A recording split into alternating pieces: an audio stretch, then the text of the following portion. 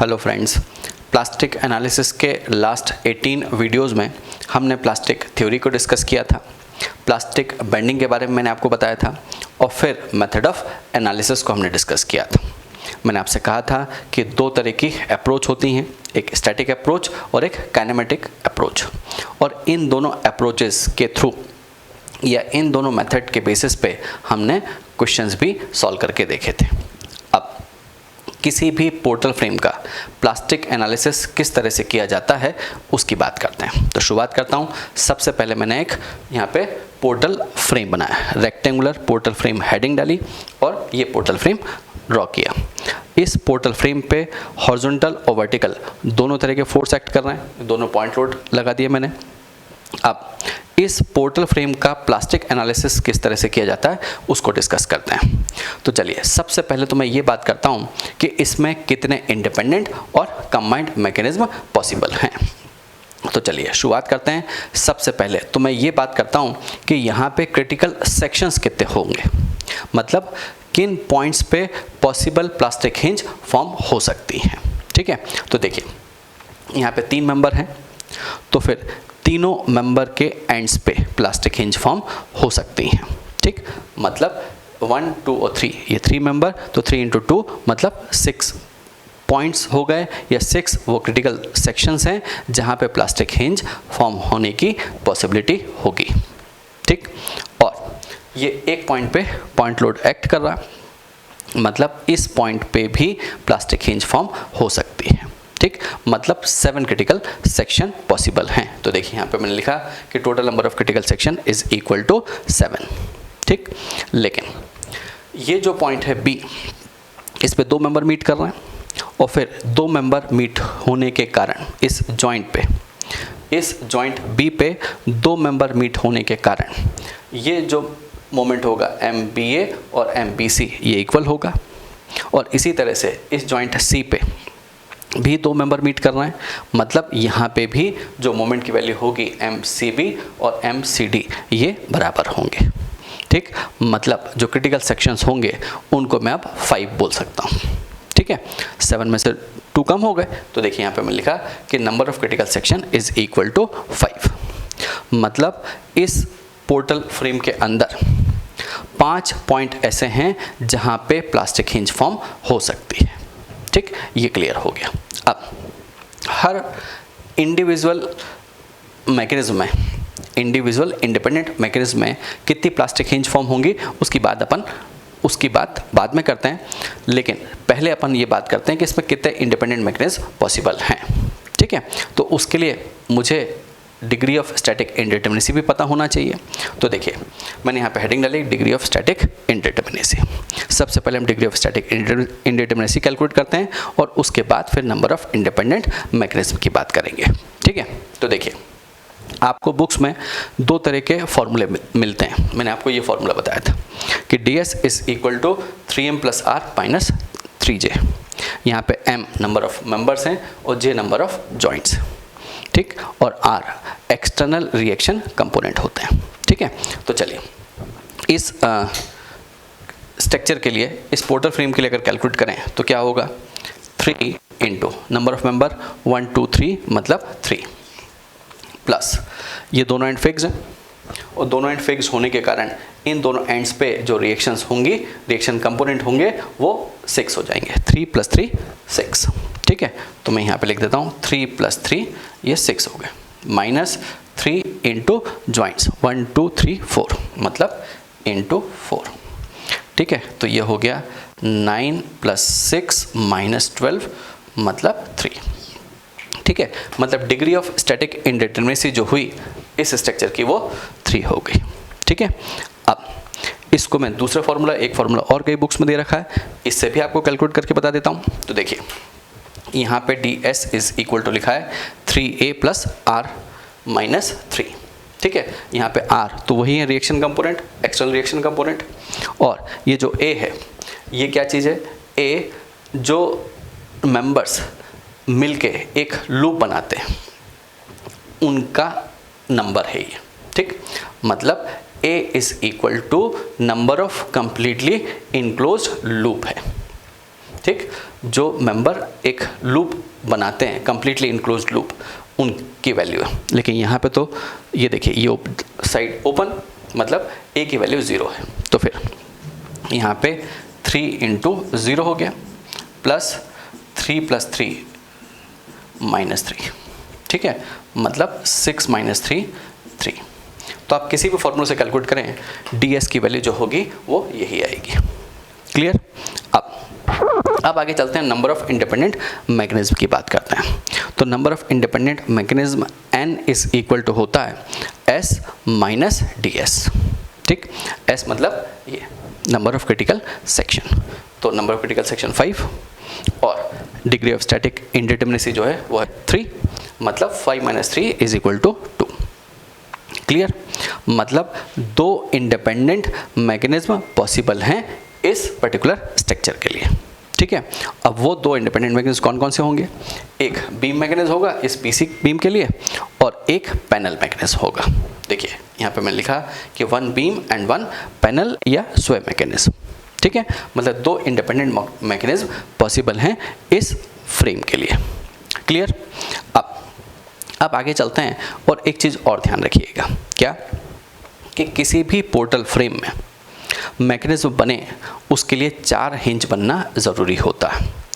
4 hinge में natural और plastic hinge दोनों को हम क्लब करते हैं। तो देखिए यहाँ पे मैंने लिखा है, क्या मैंने नोट डाल के लिखा, in case of a portal frame at least 4 hinges.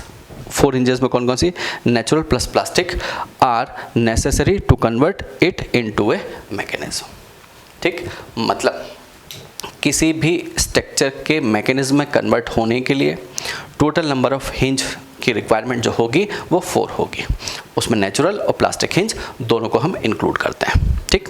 अब जैसे मैं इस क्वेश्चन की बात करूं, तो यहाँ पे डिग्री ऑफ स्टैटिक इंडिटरमिनेसी 3 है, और हम इन जनरल जानते हैं कि अगर स्टैटिक इंडिटरमिनेसी 3 है तो एक ज़्यादा प्लास्टिक हिंज फॉर्म होती है, मतलब 4 प्लास्टिक हिंज फॉर्म होंगी, ठीक, मतलब ये कंडीशन भी हमारी सेटिस्फाई हो जाएगी, ठीक है। अब एक चीज़ ध्यान रखिएगा कि अगर मान लीजिए यहाँ पे दोनों पॉइंट्स पे हिंज होती, नेचुरल हिंज होती, तो फिर क्या होता? तो फिर अगर ये दोनों पॉइंट्स पे नेचुरल हिंज होती तो जो r की वैल्यू है वो 4 हो जाती। कैसे? यहाँ पे 2 रिएक्शन कंपोनेंट होते हैं, यहाँ पे 2 रिएक्शन कंपोनेंट होते हैं, मतलब यहाँ पे 2 + 2 4 हो जाता, और 4 - 3 करते तो 1 आ जाता। मतलब उस केस में जब इस स्ट्रक्चर में इन दोनों पॉइंट्स पे हिंज होंगी, तब इस स्ट्रक्चर की जो डिग्री ऑफ स्टैटिक इंडिटरमिनेसी होगी वो 1 हो जाएगी, ठीक, 1 हो जाएगी। मतलब जब 2 प्लास्टिक हिंज फॉर्म होंगी तो फिर मैकेनिज्म बन जाएगा। क्यों?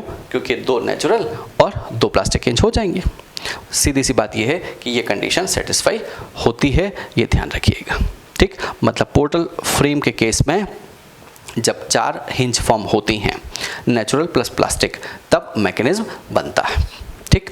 लेकिन ये ध्यान रखिएगा कि ये जो मैं कंडीशन बोल रहा हूँ, this condition is valid only for स्वे मैकेनिज्म और कंबाइंड मैकेनिज्म। क्यों?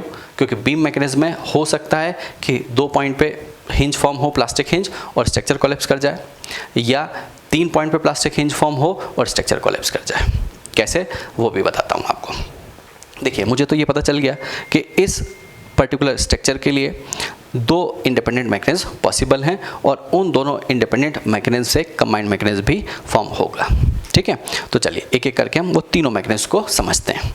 तो सबसे पहले मैं बात करता हूँ बीम मैकेनिज्म। मैंने हेडिंग डाली बीम मैकेनिज्म, और इस स्ट्रक्चर के लिए बीम मैकेनिज्म बनाया, और एक ही बीम मैकेनिज्म पॉसिबल है क्योंकि एक ही पॉइंट लोड लग रहा है, ठीक है। देखिए ये जो पॉइंट लोड लग रहा है इसके कारण तो स्वे मैकेनिज्म बनेगा, क्योंकि वो उस जॉइंट पे लग रहा है, वो बीम पे नहीं एक्ट कर रहा, ठीक है। इस पे बीम पे सिर्फ एक ही लोड लग रहा था, ठीक है, तो उसके कारण एक बीम मैकेनिज्म पॉसिबल है, और वो मैंने यहाँ बना दिया। क्लियर? अब देखिए यहाँ पे बी, ई और सी, इन 3 पॉइंट्स पे प्लास्टिक हिंज फॉर्म होंगी। क्लियर?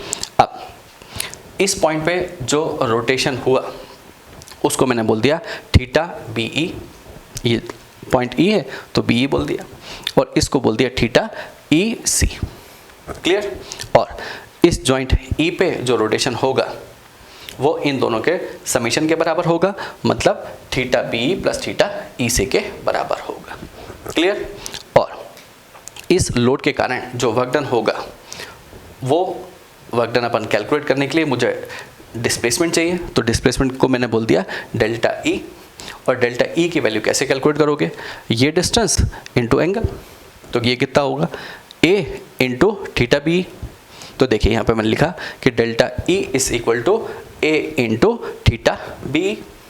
उसी तरह से इस एंगल से भी हम कैलकुलेट कर सकते हैं, कैसे, ये डिस्टेंस है b, तो b into theta E C is equal to delta E, ये लिख दीजिए। सर मैं मतलब डेल्टा ई की वैल्यू इन दोनों में से हम किसी भी इक्वेशन से पुट कर सकते हैं। क्लियर। अब bye the principle of virtual work से हम इक्वेशन बनाते हैं। तो देखिए यहाँ पे लिखा है by the principle of virtual work. अब work done by the load is equal to work absorb by the plastic hinge की बात करते हैं। ठीक है, तो देखिए work done by the load क्या होगा, W इंटू डेल्टा ई, वो लिख दिया मैंने यहाँ पे। और work absorb by the plastic hinge की बात करते हैं। तो देखिए यहाँ पे जो प्लास्टिक हिंज है उस पे मोमेंट की जो वैल्यू होगी उसको मैंने बोल दिया MPB। देखिए यहाँ पे लिखा MPB, और रोटेशन कितना है थीटा बी, तो वो लिख दिया। क्लियर। उसी तरह से इस पॉइंट पे जो मोमेंट की वैल्यू है उसे मैंने बोल दिया MPC, और उस पॉइंट पे जो रोटेशन है उसे थीटा EC बोल दिया। क्लियर। और ये जो जॉइंट है E, इस पॉइंट पे E पॉइंट पे जो प्लास्टिक मोमेंट रेजिस्टिंग कैपेसिटी है उसे मैंने बोल दिया ये जो BC मेंबर की है वही होगी, तो मैंने यहाँ पे लिख दिया MPBC। ठीक है, और इस पे जो रोटेशन है वो थीटा बी और थीटा EC के समीशन के बराबर है, वो लिख दिया मैंने यहाँ पे। क्लियर। अब हमारे दिमाग में आता है कि ये MPB और MPC क्या चीज़ है। देखिए यहाँ पे जो मोमेंट्स लिखे हैं वो तो मैंने उसको MPAB बोला है, MPBC बोला है, ये MPCD बोला है। तो ये MPB और MPC क्या चीज़ है, तो मैंने यहाँ पे लिखा क्या कि MPB जो है वो lesser of two plastic moment resisting capacities. किस किस कौन कौन सी हैं वो है MPBC और MPAB। मतलब इन दोनों में जो कम होगा वो लेंगे हम MPB। क्लियर। इसी तरह से ये जो MPCD है और MPBC है, इन दोनों में जो कम होगा उसे हम MPC लेंगे। तो देखिए यहाँ पे MPC इज इक्वल टू लिखा मैंने कि lesser of MPBC and MPCD। Clear.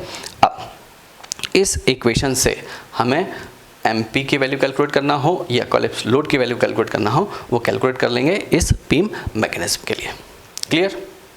अब सेकंड इंडिपेंडेंट मैकेनिज्म स्वयं मैकेनिज्म या पैनल मैकेनिज्म की बात और करते हैं। तो देखिए ये मैंने फिगर बनाया, इस पे जो हॉरिजॉन्टल फोर्स एक्ट कर रहा है उसके कारण ये स्ट्रक्चर इस तरह से स्वय कर जाएगा, और इसके कारण जो मैकेनिज्म बना उसे मैंने स्वयं मैकेनिज्म बोल दिया। ठीक। अब ये जो डिस्प्लेसमेंट हुआ इसे मैंने डेल्टा बी बोला और इधर डेल्टा सी बोल दिया। हालांकि डेल्टा बी और डेल्टा सी की वैल्यू सेम होगी। तो देखिए यहाँ पे मैं लिखा कि delta B is equal to delta C is equal to, ये डिस्टेंस कैसे कैलकुलेट करोगे, ये जो हाइट है इस कॉलम ए बी की, तो एच ए बी बोला मैंने उसे, तो H A B into theta A B is equal to ये डेल्टा बी हो जाएगा, ये लिखा मैंने। उसी तरह से अगर इस कॉलम की लेंथ के टर्म में लिखना चाहें तो हम लिख सकते हैं कि H C D into theta C D is equal to delta C, ये लिख दिया मैंने। क्लियर।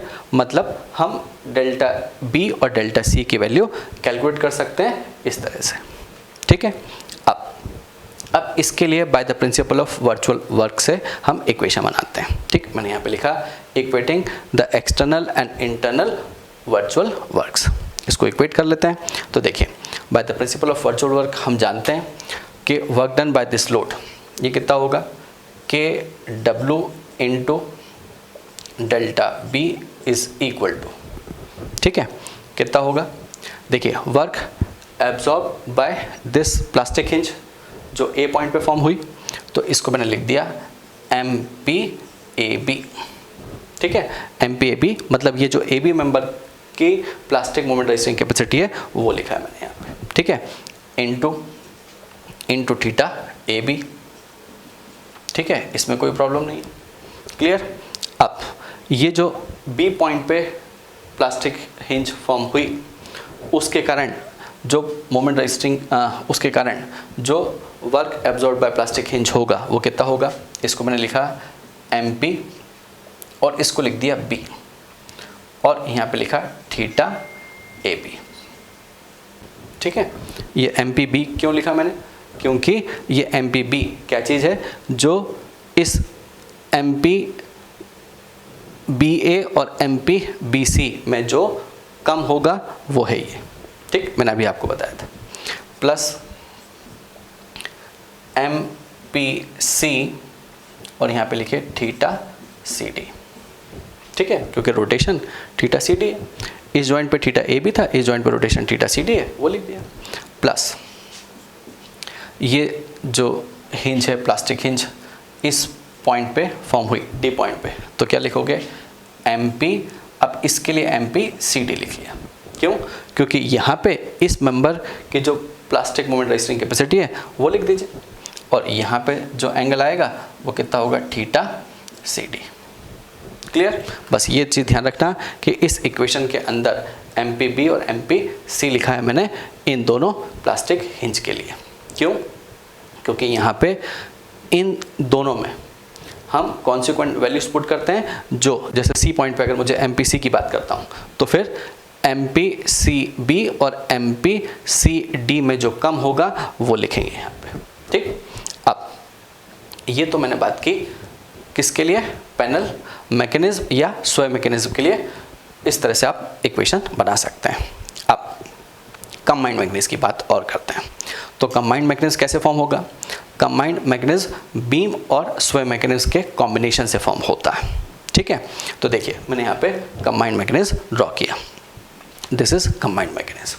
क्लियर। बस इसमें ध्यान रखना कि यहाँ पे भी मैंने कहा था आपसे कि मैकेनिज्म तब बनेगा जब 4 प्लास्टिक हिंज फॉर्म होंगी। ठीक है, नेचुरल प्लस प्लास्टिक मिला के 4 हिंज फॉर्म होंगी। यहाँ पे चारों के चारों प्लास्टिक हिंज होंगे, इसलिए मैंने आपको बोला कि 4 प्लास्टिक हिंज। ठीक, क्योंकि यहाँ पे कोई नेचुरल हिंज नहीं है। अब तो देखिए मैंने यहाँ पे लिखा the plastic hinge at B is eliminated by making theta AB is equal to theta BE so that the net rotation at B is equal to 0। ठीक है, कि यहाँ पे जो B जॉइंट पे प्लास्टिक हिंज है वो एलिमिनेट हो जाएगी। क्यों एलिमिनेट हो जाएगी, कि देखिए जितना रोटेशन इधर हुआ इस कॉलम में उतना ही रोटेशन इस BC बीम में हो गया।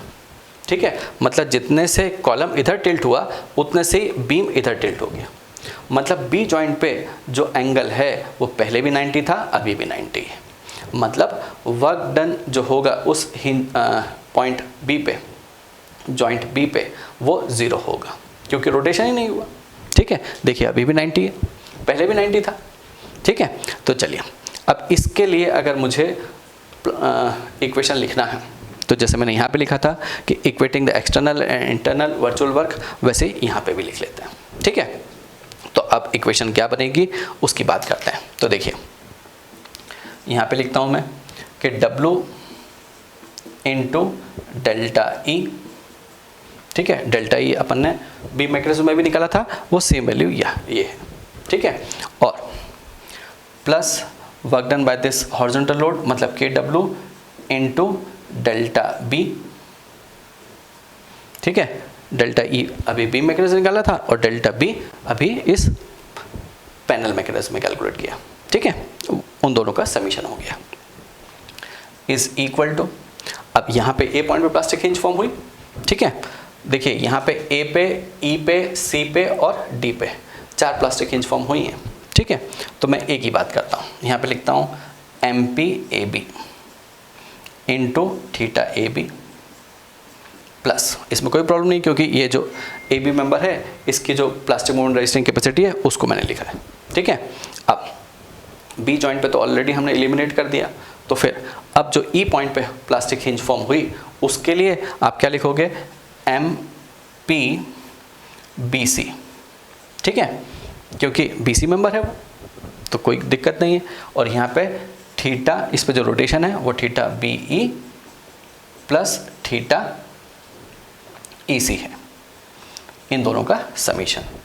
ठीक है, मतलब दो प्लास्टिक हिंज के कारण जो वर्क एब्जॉर्ब हुआ, इंटरनल वर्क हुआ, वो लिख दिया आपने। ठीक है, प्लस इसको मैं लिख भी देता हूँ, ये ए प्लास्टिक हिंज के कारण है, ये ई पॉइंट पे जो प्लास्टिक हिंज हुई उसके कारण। ठीक है, यहाँ पे भी मैं लिख देता हूँ, ये जो था ये एक पे कारण था, ये जो था ये आपने लिखा था थीटा ए बी, ये बी के कारण था, ये जो था ये सी के कारण था, और ये जो लिखा था ये डी के कारण था।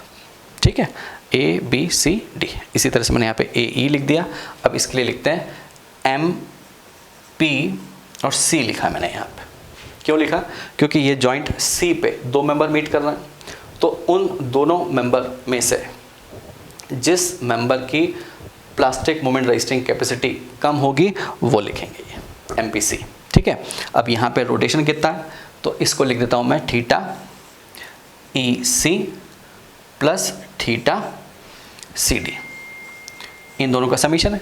देखिए ये थीटा और ये थीटा, सीधी सी बात ये है कि जॉइंट C पे जो मेंबर में रोटेशन हुआ है वो इसके समीशन के बराबर है।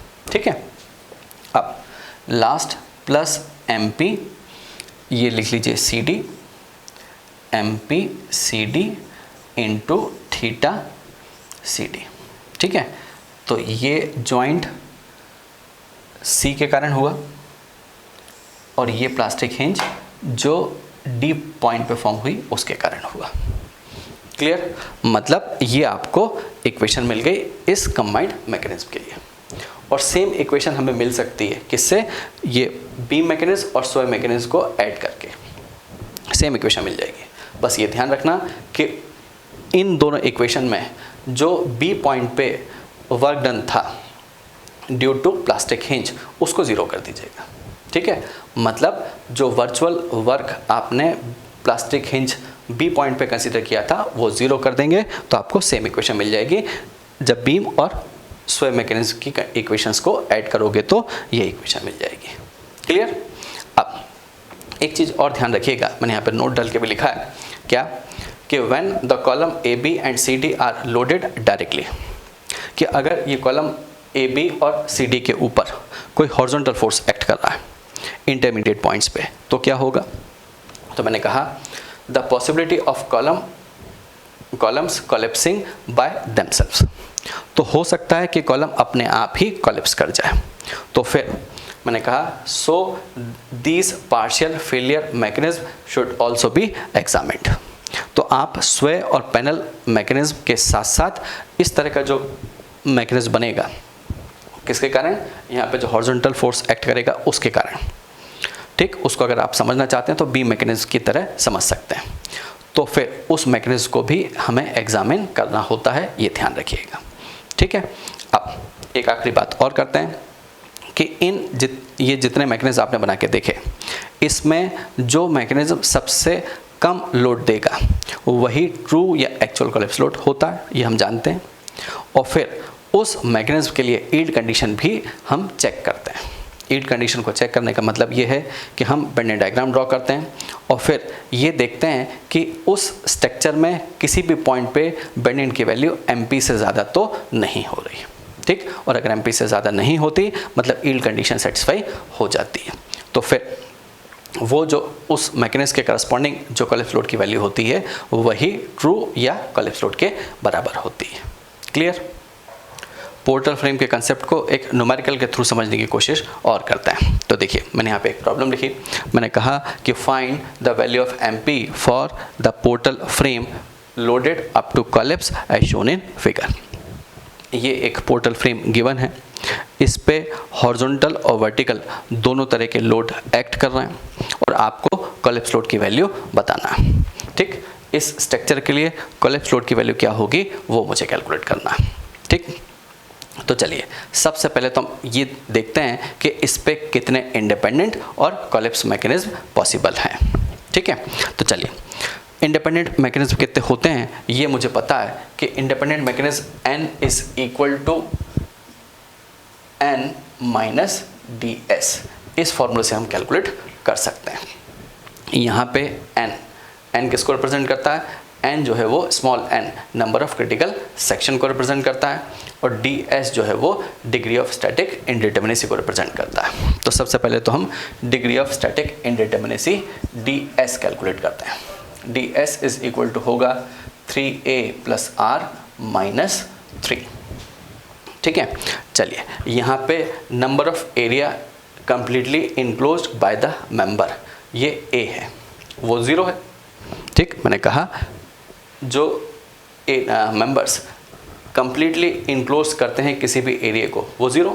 देखिए यहाँ पे ये ओपन है, ठीक, मतलब a इज इक्वल टू 0, तो फिर ये जो फॉर्मूला होगा तो 3 इंटू 0 हो गया, और r क्या है, number of external reaction component है, यहाँ पे फिक्स्ड, ये भी फिक्स्ड, मतलब 3 रिएक्शन कंपोनेंट होंगे, मतलब +3 + 3 -3 means ds is equal to 3, means this structure is statically indeterminate to 3rd degree। Clear. अब यहाँ पे n क्या होगा, नंबर ऑफ क्रिटिकल सेक्शंस कितने हैं, तो देखिए 3 मेंबर्स हैं यहाँ पे, 1 2 और 3, और तीनों मेंबर के एंड्स पे क्रिटिकल सेक्शन होते हैं, ये हम जानते हैं, और एक पॉइंट पे पॉइंट लोड एक्ट कर रहा है, मतलब total number of critical sections जो हैं वो 7 हो गए। ठीक, लेकिन मैंने आपसे कहा कि इस पॉइंट पे जो मोमेंट की वैल्यू होगी, मतलब MBC और MBA की जो वैल्यू होगी वो बराबर होगी। सिमिलरली MCB एंड MCD ये वैल्यू भी इक्वल होगी, मतलब जो नंबर ऑफ क्रिटिकल सेक्शंस होंगे अब मैं बोल सकता हूँ कि वो 5 होंगे। ठीक, चलिए तो number of critical section n is equal to मैं लिख देता हूँ 5। ठीक है, और वो क्रिटिकल सेक्शन कहाँ कहाँ पे होंगे, वो क्रिटिकल सेक्शन होगा A पॉइंट पे, B पे, C पे, D पे, और इस पॉइंट को बोल दीजिए ये E पॉइंट हो गया। ठीक है, तो E पे भी, ठीक है, मतलब नंबर ऑफ क्रिटिकल सेक्शंस जो होंगे वो ये 5 पॉइंट पॉसिबल हैं। यहाँ तक क्लियर। चलिए अब आगे चलते हैं और नंबर ऑफ इंडिपेंडेंट मैकेनिज्म की बात करते हैं। तो देखिए number of independent mechanism n is equal to जो होगा वो होगा 5 - 3 means 2। Number of independent mechanism 2 हो गए, और वो कौन कौन से होंगे, वो एक बीम मैकेनिज्म होगा और एक स्वय मैकेनिज्म होगा, क्योंकि बीम मैकेनिज्म इस लोड के कारण होगा और स्वय मैकेनिज्म इस हॉरिजॉन्टल लोड के कारण होगा। ठीक है, और इन दोनों बीम और स्वय मैकेनिज्म से मिलके एक कंबाइंड मैकेनिज्म भी पॉसिबल होगा इस स्ट्रक्चर के लिए।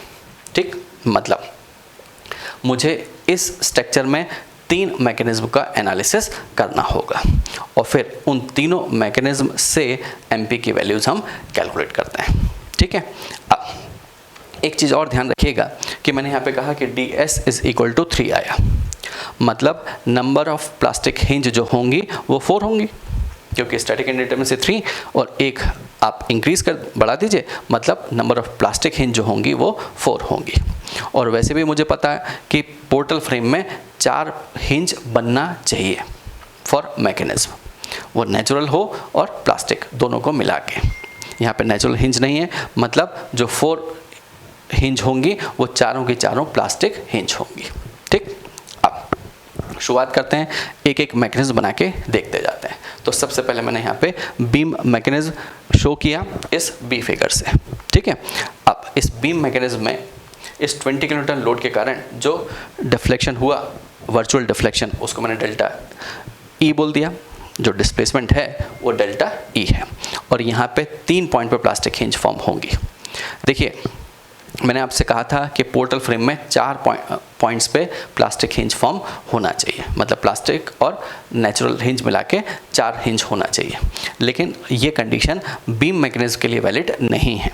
ठीक, वो मैंने आपसे कहा था कि वो पैनल मैकेनिज्म या कंबाइंड मैकेनिज्म में वो कंडीशन अप्लाई की जाती है। ठीक है, तो देखिए यहाँ पे 3 पॉइंट्स पे प्लास्टिक हिंज फॉर्म होगी और फिर उसके कारण ये बीम कोलैप्स कर जाएगा। ठीक है, तो चलिए इसके लिए इस बीम मैकेनिज्म के लिए हम इक्वेशन बनाते हैं, तो इंटरनल और एक्सटर्नल वर्चुअल वर्क को इक्वेट करते हैं। तो फर्स्ट लिखा मैंने बीम मैकेनिज्म, और इसके लिए bye the principle of virtual work हम जानते हैं कि work done by this load 20 into delta E, और डेल्टा ई कितना होगा, ये थीटा, ये डिस्टेंस 3 मीन्स 3 थीटा, मैंने यहाँ पे लिख दिया 3 थीटा इज इक्वल टू, अब इस जॉइंट बी पे दो मेंबर मीट कर रहे हैं और इन दोनों मेंबर्स में से एमपी की वैल्यू जिसके लिए लीस्ट होगी हम वो लेंगे, ठीक है। इसके लिए 2 एमपी है, इसके लिए एमपी, मतलब इस पॉइंट पे जो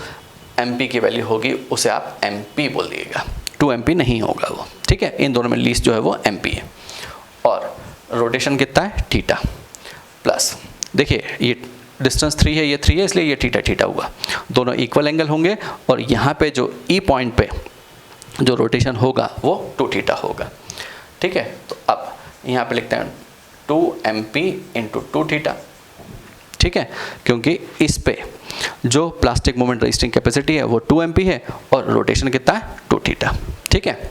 अब सी पॉइंट की बात करते हैं, तो सी पॉइंट पे जो मोमेंट रजिस्टिंग कैपेसिटी है उसको मैंने एमपी बोल दिया, क्यों, क्योंकि यहाँ पे 2 एमपी, ये एमपी, मतलब लीस्ट वैल्यू जो होगी वो एमपी है, और रोटेशन कितना है थीटा, ठीक है। ये ध्यान रखिएगा, ये बी जॉइंट के लिए है, ये ई जॉइंट के लिए है, और ये सी जॉइंट के लिए, ठीक है। यहाँ से लिख दिया मैंने 60 into theta is equal to 4 + 1 + 1 मतलब 6 एमपी थीटा। तो यहाँ से जो एमपी की वैल्यू आएगी, थीटा से थीटा कैंसिल, मतलब 10 किलो न्यूटन मीटर, ठीक। इसको एमपी 1 बोल देता हूँ। इस फर्स्ट बीम मैकेनिज्म से जो एमपी की वैल्यू आई वो लिख दिया मैंने, ठीक। अब हम सेकंड मैकेनिज्म की बात करते हैं, और सेकंड मैकेनिज्म लिखता हूँ पैनल मैकेनिज्म या स्वै मैकेनिज्म, स्वै मैकेनिज्म, स्वै मैकेनिज्म, ठीक है। ये स्वै मैकेनिज्म मैंने इस फिगर से शो किया, किससे, सी फिगर से, ठीक। अब इसमें जो हॉरिजॉन्टल फोर्स लग रहा है वो स्ट्रक्चर को टिल्ट करेगा, स्वै करेगा, किस तरह से, इस तरह से, क्लियर। और जितना डिस्प्लेसमेंट इस बी जॉइंट में होगा उतना ही सी में होगा, क्लियर। और यहाँ पे 4 पॉइंट्स पे प्लास्टिक हिंज फॉर्म होंगी, और वो कहाँ कहाँ होगी, A B C and D point पे, क्लियर।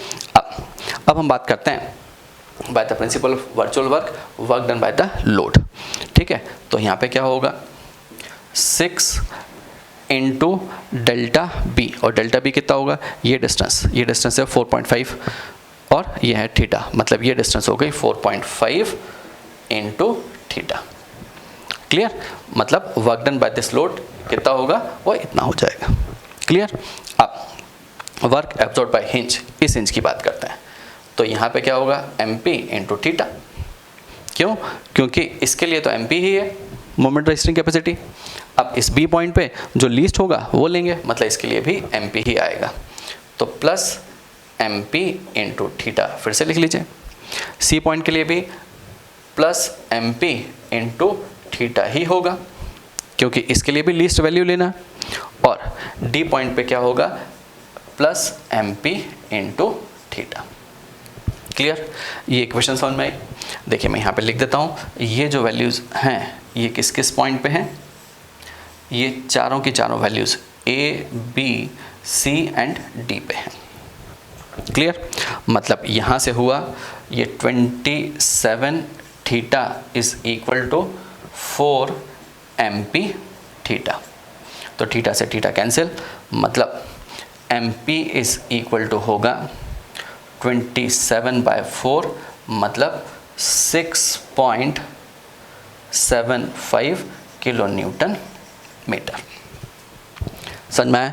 मतलब इसको MP2 बोल दीजिए, ठीक है, MP2 बोल देता हूँ, क्यों, क्योंकि ये इस सेकंड मैकेनिज्म मतलब पैनल मैकेनिज्म है, जो आपने MP की वैल्यू कैलकुलेट की वो है ये, यहाँ तक क्लियर। अब आगे चलते हैं और थर्ड मैकेनिज्म की बात करते हैं। थर्ड मैकेनिज्म मतलब कंबाइंड मैकेनिज्म की बात करते हैं। तो कंबाइंड मैकेनिज्म के लिए जो इक्वेशन बनेगी bye the principle of virtual work, हम उस इक्वेशन को और ड्राइव करते हैं या कैलकुलेट करते हैं और उससे एमपी की वैल्यू कैलकुलेट करेंगे। ठीक है, तो चलिए मैं यहाँ पे लिखा थर्ड मैकेनिज्म। ठीक है, थर्ड मैकेनिज्म को लिखता हूँ कंबाइंड मैकेनिज्म। Combined mechanism. ठीक है, अब इसके लिए इक्वेशन बना लेते हैं। तो इसके लिए इक्वेशन क्या होगी वो देखिए।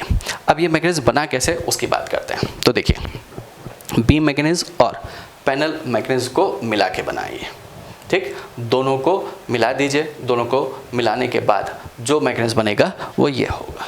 ठीक है, उस 20 किलोन्यूटन लोड के कारण जो डिफ्लेक्शन होगा वो कुछ इस तरह का होगा और 6 किलोन्यूटन के कारण जो स्वे होगा वो कुछ इस तरह से होगा।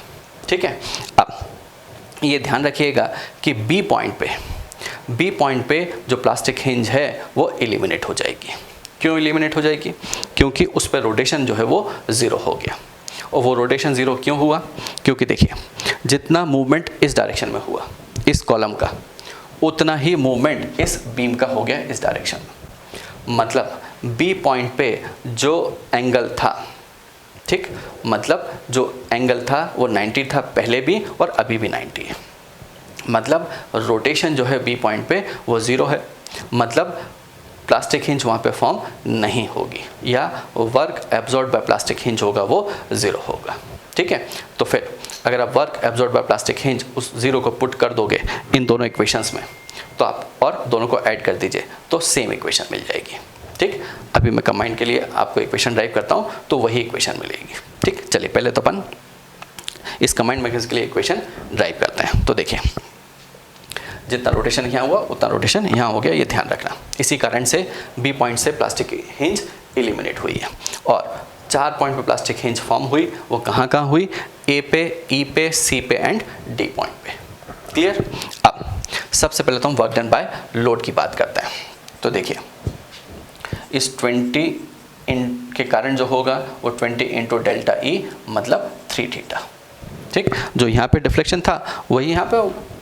सिमिलरली प्लस 6 इंटू ये जो मूवमेंट हुआ वो कितना हुआ, जो स्वे हुआ वो कितना हुआ, डेल्टा बी के बराबर, और वो कितना है 4.5 थीटा के बराबर। Clear? Is equal to work absorb by hinge की बात करते हैं। तो देखिए ए पॉइंट पे जो प्लास्टिक हिंज है उसके लिए होगा M P into theta, plus E point पे जो है उसके लिए क्या होगा 2mp into theta plus theta मतलब 2 थीटा।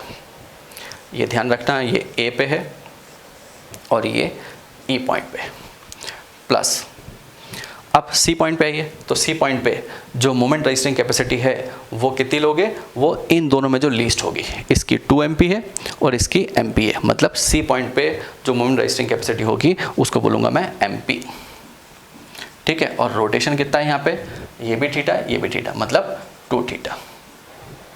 सी पॉइंट पे जो रोटेशन हुआ वो 2 थीटा के बराबर है। और बस डी पॉइंट पे और देख लीजिए, डी पॉइंट पे जो मोमेंट रजिस्टिंग कैपेसिटी है वो mp और रोटेशन है थीटा।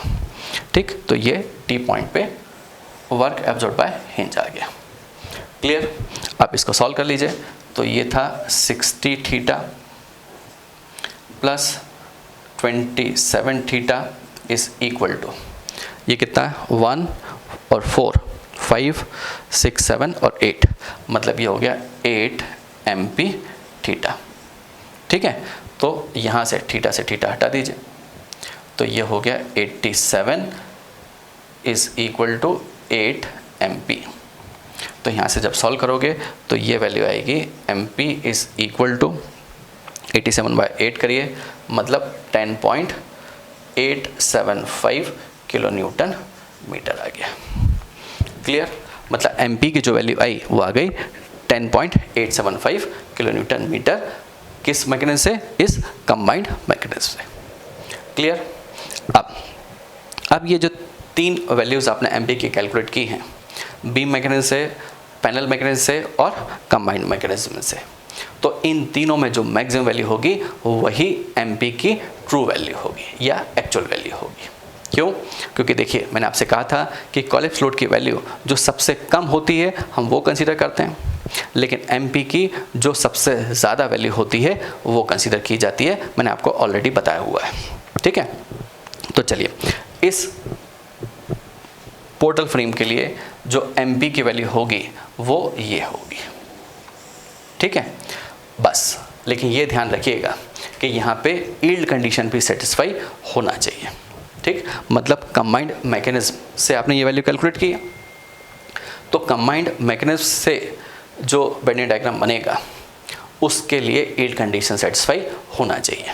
ठीक है, इस पोर्टल फ्रेम में 5 क्रिटिकल सेक्शंस हैं, मतलब 5 सेक्शंस ऐसे हैं जहाँ पे बेंडिंग की वैल्यू मैक्सिमम हो सकती है। अब मैंने अभी आपसे कहा कि इस मैकेनिज्म में 4 जगह प्लास्टिक हिंज फॉर्म हुई, मतलब 4 पॉइंट तो हैं ऐसे हैं जहाँ पे प्लास्टिक हिंज फॉर्म हो गई। सिर्फ एक ही पॉइंट ऐसा बचा जिस पॉइंट पे हमें चेक करके देखना होगा कि यील्ड कंडीशन का वायलेशन तो नहीं हो रहा। मतलब A point, E point, C point और D पॉइंट, इस पर तो प्लास्टिक हिंज फॉर्म हो गई। सिर्फ जो B पॉइंट है इस पे प्लास्टिक हिंज नहीं बनी, इस कारण से इस पॉइंट पे सिर्फ इतना चेक करना है कि बेंडिंग की वैल्यू MP से ज़्यादा तो नहीं हो रही। ठीक है, तो मैंने यहाँ पे बेंडिंग डायग्राम ड्रॉ किया और बेंडिंग डायग्राम में देखिए इस पॉइंट पे प्लास्टिक हिंज फॉर्म हुई A पॉइंट पे, तो देखिए यहाँ पे मोमेंट MP के बराबर। यहाँ पे D पॉइंट पे प्लास्टिक हिंज फॉर्म हुई, तो यहाँ पे जो मोमेंट की वैल्यू है बेंडिंग की वैल्यू वो MP के बराबर। इस C पॉइंट पे प्लास्टिक हिंज फॉर्म हुई है, तो यहाँ पे देखिए जो बेंडिंग की वैल्यू है वो MP के बराबर है। और E पॉइंट पे जो प्लास्टिक हिंज फॉर्म हुई तो वहाँ पे भी जो बेंडिंग की वैल्यू है वो 2 MP के बराबर, क्योंकि इसकी मोमेंट रेजिस्टिंग कैपेसिटी 2 MP है। तो देखिए ये 21.75 मतलब 10.875 इंटू 2 कर लीजिए तो ये आ जाएगा। क्लियर। और B पॉइंट पे जो बेंडिंग की वैल्यू आपने कैलकुलेट की, चाहे आप स्लोप डिफ्लेक्शन मेथड से करिए, चाहे मोमेंट डिस्ट्रीब्यूशन मेथड से करिए, किसी भी मेथड से करेंगे तो आपको जो वैल्यू मिलेगी वो आई है 5.625 which is less than MP, मतलब 10.875। क्लियर। तो फिर यहाँ B पॉइंट पे भी यील्ड कंडीशन का वायलेशन नहीं हुआ, ये ध्यान रखिएगा। ठीक, मतलब दिस इज़ ट्रू और एक्चुअल MP की वैल्यू है ये। और ये जो डायग्राम है ये बेंडिंग मोमेंट डायग्राम है इस पोर्टल फ्रेम के लिए at the time of collapse. Clear.